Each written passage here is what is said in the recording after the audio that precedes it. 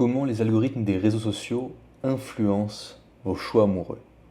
Aujourd'hui, on va en savoir plus, en apprendre plus en tout cas, sur la psychologie numérique, principalement. Effectivement, il faut savoir que les réseaux sociaux ne sont pas de simples outils de communication. Ils viennent régir nos comportements, nos perceptions et même nos relations amoureuses. Le but d'aujourd'hui, c'est de comprendre comment ils fonctionnent, comment ils vous influencent de manière subtile et moins subtile, pour faire en sorte de reprendre le contrôle sur votre compréhension de ces outils, d'un côté, et sur, en partie, vos relations amoureuses. On va donc voir trois choses aujourd'hui. D'abord, comment ils fonctionnent. Ensuite, comment ils impactent votre vie amoureuse. Et enfin, comment reprendre le contrôle. Le but, c'est que vous repartiez avec une méthodologie claire pour faire en sorte d'éviter d'être influencé inconsciemment par des outils que vous ne maîtrisez pas. Tout d'abord, les algorithmes des réseaux sociaux fonctionnent de manière très simple. Ils vont observer ce que vous likez comme contenu, ce que vous appréciez, ce que vous passez plus de temps à regarder, notamment si on parle de contenu court format, pour faire en sorte de vous recommander, donc ensuite, dans votre fil d'actualité notamment, mais aussi lorsque vous scrollez, des contenus similaires pour faire en sorte que vous restiez le plus longtemps possible sur la plateforme. Encore une fois, nous sommes dans une économie de l'attention, donc le but est de conserver votre attention le plus longtemps possible. Et notamment dans le but, bien sûr, de montrer par exemple des publicités. C'est Eli Pariser qui, en 2011, nous a introduit le concept de filter bubble, la bulle de filtre, qui va faire en sorte de limiter notre exposition à des perspectives différentes en faisant en sorte de nous garder donc dans une bulle.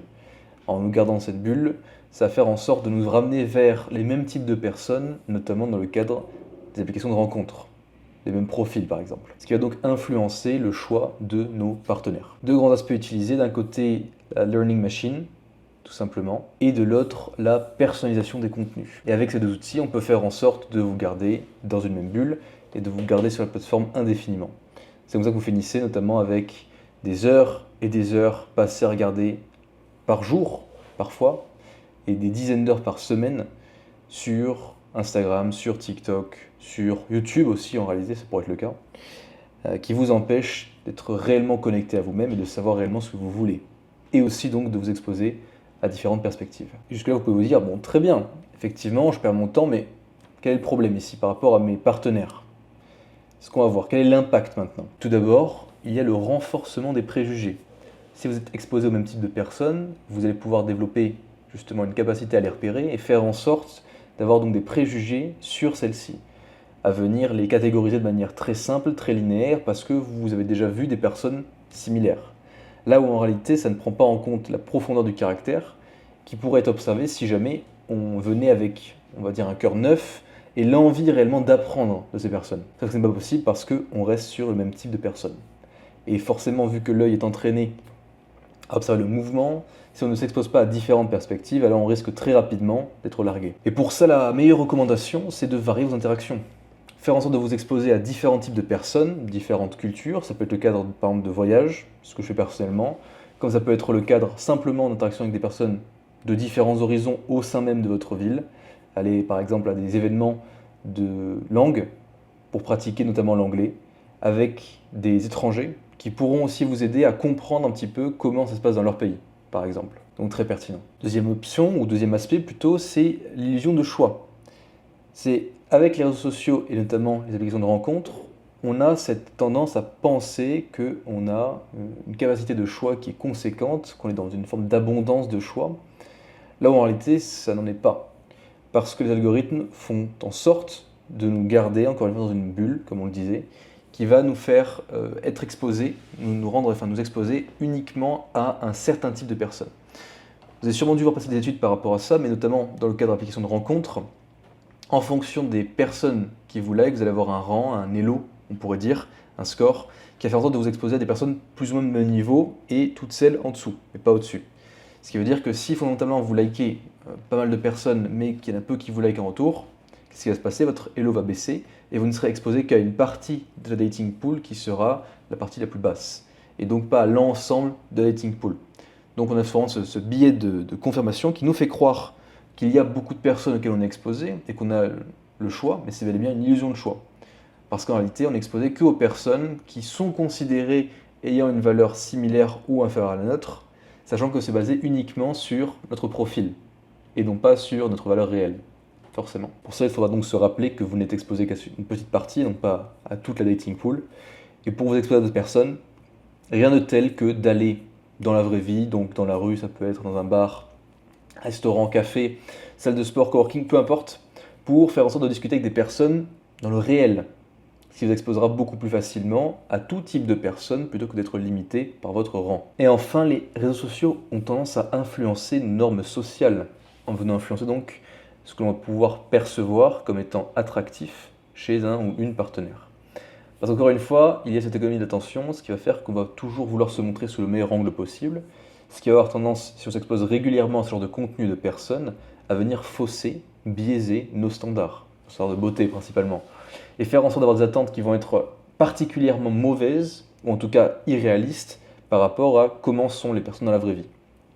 Encore une raison pour laquelle, en tout cas à mon sens, utiliser les applications de type Instagram, Facebook, ça peut être TikTok aussi, c'est quelque chose de nocif, ou en tout cas qui devra être fait avec parcimonie, et en faisant en sorte d'alimenter, ou de ce qu'on appellerait to curate your feed, donc alimenter votre fil d'actualité ou votre fil de scroll, avec des contenus qui vont être spécifiques à votre niche, une niche qui vous intéresse réellement. Par exemple, la psychologie, ça pourrait être mon cas, en faisant en sorte de liker uniquement, en montrant mon intérêt uniquement pour ce genre de post, et pas du tout pour le reste.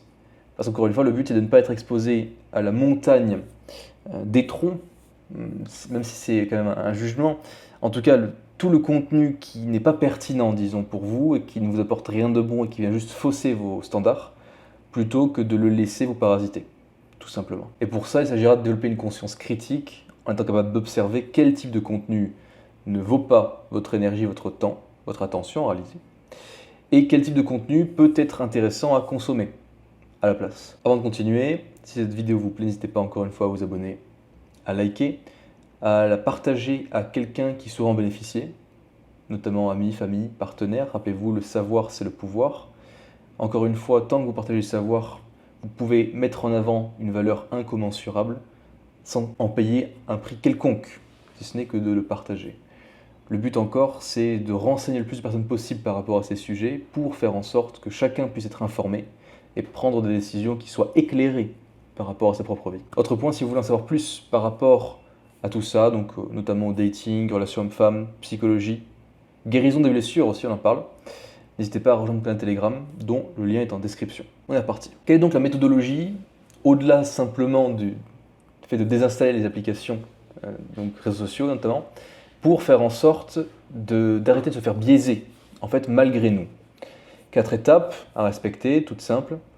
La première qui commence par enlever les recommandations automatiques que vont nous fournir les applications de rencontre, que vont nous fournir les applications type réseaux sociaux, en cherchant activement des profils à suivre plutôt que se baser sur des recommandations automatiques qui, elles, vont nous biaiser, tout simplement. Donc cherchez une niche qui vous intéresse, faites en sorte de trouver les créateurs de contenu qui sont les plus pertinents et basez-vous là-dessus pour pouvoir consommer du contenu, tout simplement. Deuxième aspect, comme en veille informatique, plutôt que de se baser uniquement sur Wikipédia, on vient diversifier les sources. Donc là, on vient diversifier les plateformes.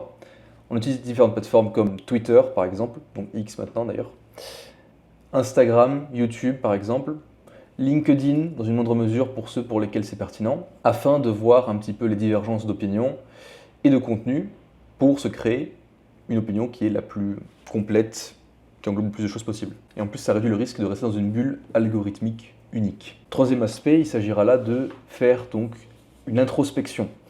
Introspection par rapport à tout ça, venir comprendre, est-ce que j'y gagne réellement quelque chose à consommer ce contenu ou est-ce que je le fais uniquement par pure distraction? Je ne sais pas quoi faire, je n'ai pas d'objectif, je ne sais pas ce que je veux de la vie et donc à cause de ça, je me laisse parasiter par des choses qui n'ont aucun sens. Ça, il faut le comprendre. Et notamment en faisant la distinction entre les désirs qui sont montrés et arborés sur les réseaux sociaux, désirs de richesse, désirs matériels habituellement, et vos désirs réels, qui sont de choses différentes. Et enfin, j'ai déjà dit, mais engagez-vous dans des interactions qui sont réelles. Réelles, c'est-à-dire dans la réalité plutôt que d'être dans le virtuel. Faire en sorte de discuter avec des personnes comme ça, en personne, notamment à la salle de sport, quand vous entraînez, au café, peu importe, avec les gens du quotidien. Faire en sorte de changer quelques mots, quelques phrases. Ça pourrait paraître insignifiant, mais ça vous reconnecte à la réalité et à des gens qui sont tangible, dans le sens où, encore une fois, ce qui est montré sur les réseaux sociaux, ce n'est pas représentatif de la réalité, la majorité des cas. Donc, plutôt que de se laisser influencer, il faut bien se reconnecter au réel en prenant le temps de converser, de discuter avec des personnes dedans. Vous avez pu le comprendre, l'influence des algorithmes est omniprésente, notamment sur les réseaux sociaux. Et là, c'est sans parler des applications de rencontres. Afin de pouvoir rester maître de votre propre vie et disposer de votre libre arbitre, il s'agira de faire vos propres recherches, bien sûr, au-delà de ce que je vous dis ici, pour faire en sorte de mieux le comprendre et agir en fonction. S'il y a bien une chose à éviter, c'est éviter de se le faire malmener par des flots incessants, donc les flots d'une rivière ou ça peut être l'océan, qui vous embarquent dans une aventure que vous n'avez même pas cherché à avoir en premier lieu. Et cette aventure, bien terrible, c'est la distraction perpétuelle à s'empêcher de se connecter à soi-même, de travailler sur soi et de savoir réellement ce qu'on veut pour agir en fonction. Rappelez-vous, il n'y a que vous pour vivre votre propre vie et personne d'autre. Ce qui veut dire que si vous vous laissez, encore une fois, malmener ou distraire par rapport à ce qui a de l'importance pour vous, vous risquez plus tard d'amèrement le regretter. Maintenant, votre avis.